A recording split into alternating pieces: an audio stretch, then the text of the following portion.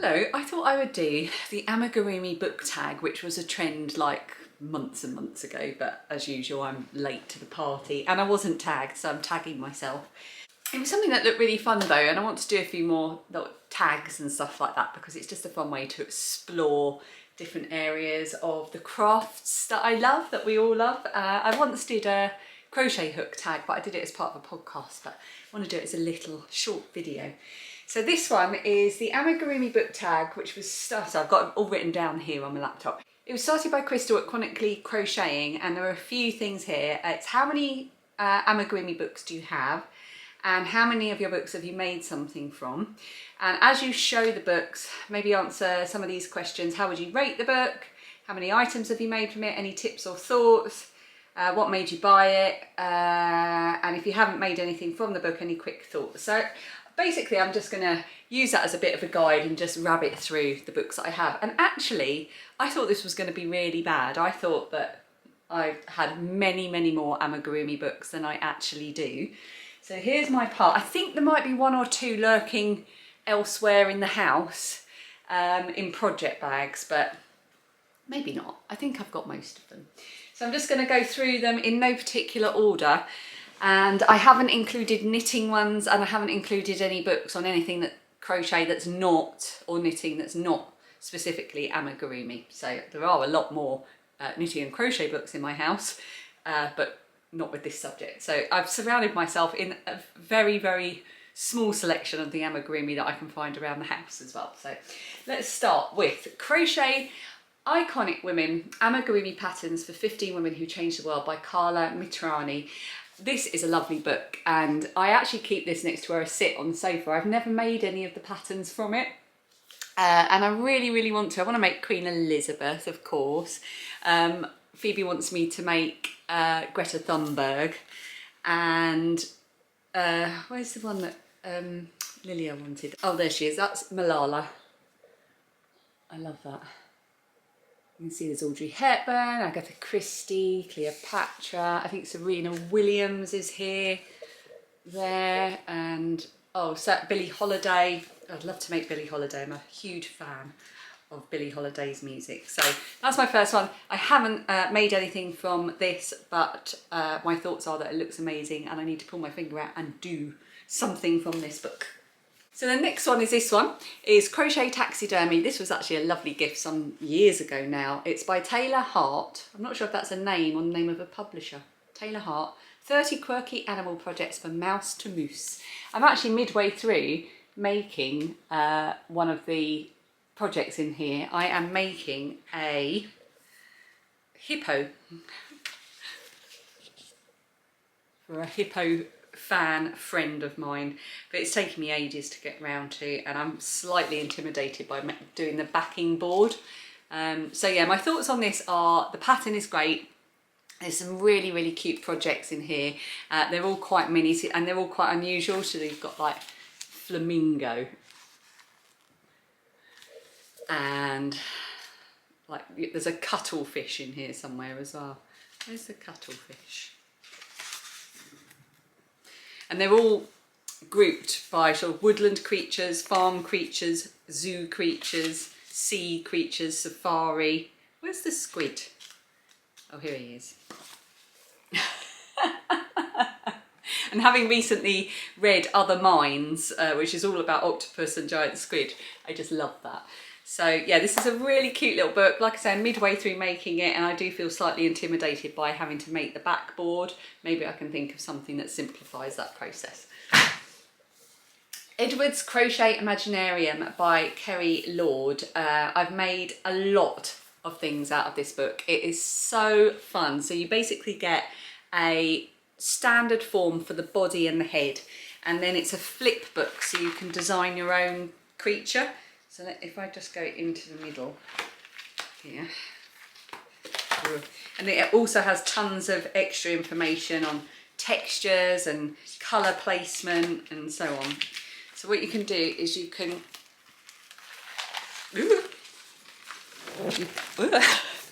you can flip to modify the head.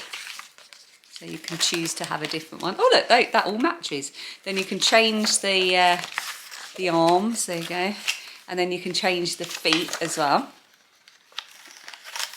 and make your own monster. And then there's also options for changing the horns, so you can have different ears or horns. You can change the tail as well, and it's such an amazing and fun book. I've made quite a few things out of this.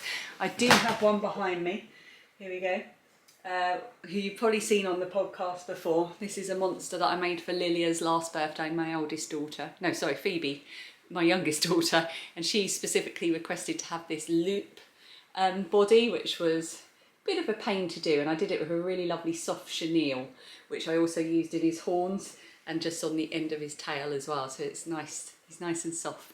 And throughout I've got armature wire from bottom to top so that his head stays up and is also slightly poseable.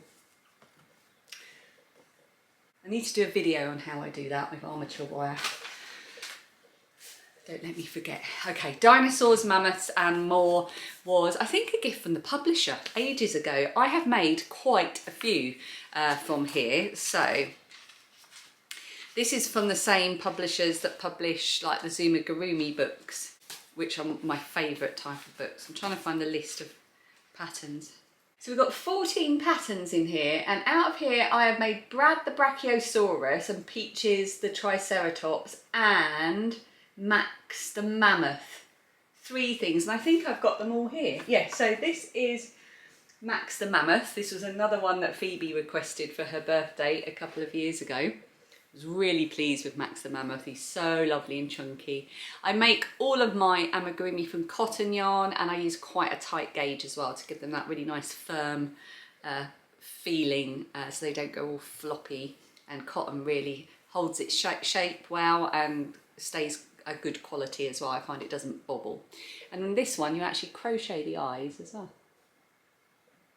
So that's Max the Mammoth, and this is Brad here, who needs a repair. This was for Lilia, my eldest daughter, and this is before I discovered armature wire.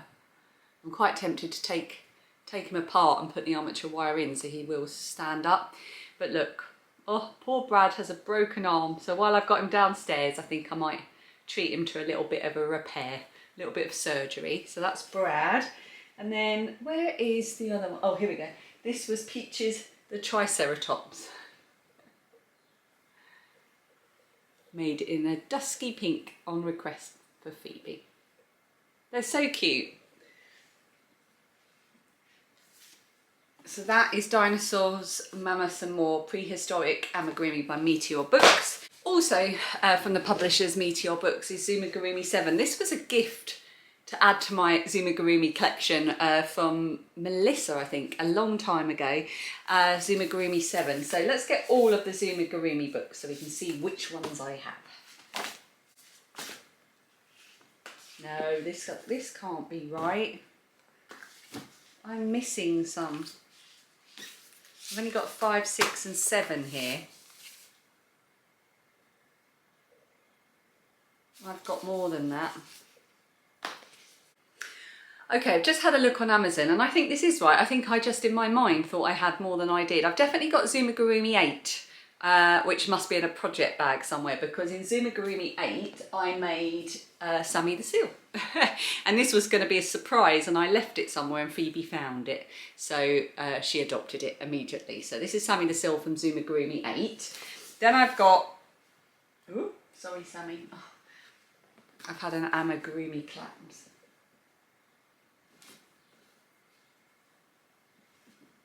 There.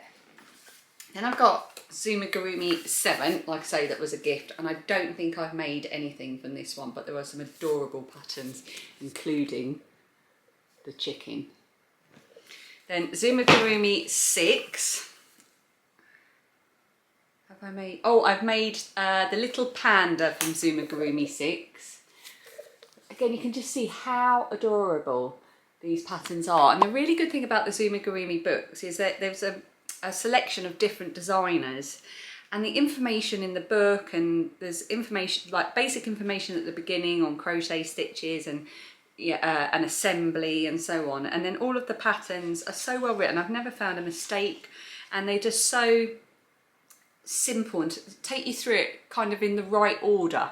you know, make this, make 2 of these, make 1 of these, and it all just seems to fit really nicely in a nice flow. So the panda I made from that one is here. This was for Lilia. Actually, I'm going to have to remember whose was whose and go and return them to the right locations in my house. That's the panda. And then Amigurumi 5. I have made Chloe the cow from this one. So this is Amigurumi 5. Look at this. I've always wanted to make this little guy in his sweatshirt. But I have made, where is she? Where's Chloe the cow gone? There she is. So this is going to cause another clap. Ah! Oh, I just lost a penguin, but never mind. Here's Chloe the cow. Now this is probably one of the older ones, and I made it in a very soft cotton that has started to soften but not lose its tightness. So even though that it's a lovely soft cotton to cuddle, it's not sort of letting stuffing start to come out, but you can see she's got a bit of a drunken head wobble going on here. But yeah, this was a very early one. I've always loved her eyes. Sad cow eyes. That's Phoebe's. So those are my Amigurumi books, and also by Meteoor books. So obviously I'm a bit of a fan of Meteoor books. And I think this was sent to me at the time I did a giveaway for this one, and I got one as well. Mini Kingdom 36 Tiny Amigurumi Royals. This is the cutest book ever. It is by Olka, Novytska. I'll show you on the front there because it's got her business name as well. But look at these. They are utterly adorable, and I can say again that they are so lovely to make, and the patterns just flow so nicely. Look at the unicorn, and there's so many little details, and like you can make little additions like a bee and the flowers with flower pots. It is a precious book. I've only made one thing from this, which was for Lilia for her birthday a few years ago, which is the little jester. I even managed to get, I think, all of the correct colours that were given in the book. And obviously when you're making amigurumi, the size of your yarn dictates the size of your piece. So I've made a tiny little one, but if I was using, and I think this was fingering weight yarn or 4-ply weight yarn, but if I was making it with bulky yarn, I would have a massive jester, which is a really fun thing that I love about amigurumi, is you really can go big if you want to for the same amount of effort, if that makes sense, but not the same amount of stuffing. Next up, we've got animal heads, trophy heads to crochet. This is by Vanessa Mooncie. I have made from this the fox here. Now, when I made the fox exactly with, I think it was DK weight yarn, which was what the suggested yarn was. Yeah, it was Hayfield double knitting with wool, and my sister bought me the book and all the yarn to make this as a gift, with the proviso that once I'd made it, I had to give it to her as a gift, which I did. I don't have it with me because my sister has it, but I'll put a picture up. So that's the fox, and if you can see on the front here, the size of the fox in comparison to these ones, the fox was massive. Really big, so I can only imagine how big these other ones are, and I would love to take on the challenge, but I have to say, find this book a little bit frustrating. It was an excellent pattern, but you had to jump about a bit because so many of the projects overlap. So it might say, for the head of the fox, go to page 200 and follow lines 1 to 80 as for the swan, then go to page 25 and follow lines 17 to 100 for the zebra, or something like that, as an example, a poor example. And I found that it kind of interrupted the flow of the pattern and how I worked on it. I was a bit newer to crocheting and amigurumi at the time though, so I think if I did something like that now, it probably wouldn't bother me. Now we've got Edward's Menagerie, over 40 soft and snuggly toy animal crochet patterns by Kerry. So this is the same author of the Crochet Imaginarium. Equally cute. And I've made nothing from this, even though they are all adorable. And I always see these at yarn shows with Toft, and they are adorable patterns, but I've never sort of been taken to make anything from it. I like Blake the orangutan, look at that. He's so cute. Yeah, so this, I've never made anything from it, but if it's anything like her other patterns, they will be expertly written and you'll end up with something utterly adorable. Maybe I should add this to my list. I quite like the idea of making an aardvark. Sorry about this, my legs are squeaking on the sofa. Those are all the creatures that are in there. Yeah, I do quite like the idea of an aardvark. I'm assuming that's an aardvark. Maybe, actually, looking at it, is it an aardvark? I should say as well, they're all in different, I think there's 3 different levels in here of easiness. You've got level 1, 2 and 3, and they get harder as you go on. So if you're a beginner to amigurumi, it would be a good place to start because you could kind of build up your skills. Here's an aardvark, Winston the aardvark. Okay, Crocheted Wild Animals was one of the very first amigurumi books I ever had. And who's it by? Vanessa Mooncie, again, the same author from the Animal Heads. Just looking to see if I've made anything. I have, but I don't know where it is. It's probably tucked away in Lilia's room because when I went up there to find things that I'd made her, it was a bit of a precarious pile of toys. I didn't want to disturb it too much. But I know that I have made the deer from here. And I know that I've got a picture of it.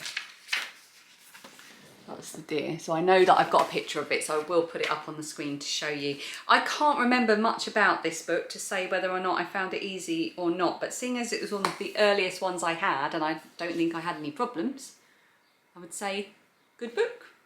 Definitely keeping it in my collection. Right, 2 more to go, and I've just realised that this little guy here was from Amigurumi 6 as well, the missing book. This I made for Lilia. We'd call her a sloth because she's so chilled out and she just would chill out all day, preferably in a little nook in a tree branch with a book. So she's a sloth. And this is her little representation of that she keeps up in her room. This was so fun to make. You basically make this big sort of bowl shape and then you add to it up here and it's just really kind of squishable. I love it. So she keeps that right next to her bed. Okay, Amigurumi Treasures. This is another one from Meteoor Books that was sent to me some time ago for a review and for a giveaway. It is adorable. I have never made anything from it, but I have got bookmarked the sheep. Burberry the sheep. Oh, look at his, I was going to say fur. His wool. Look at his wool. And you've got in here, it's 15 Crochet Projects to Cherish by Erinna Lee.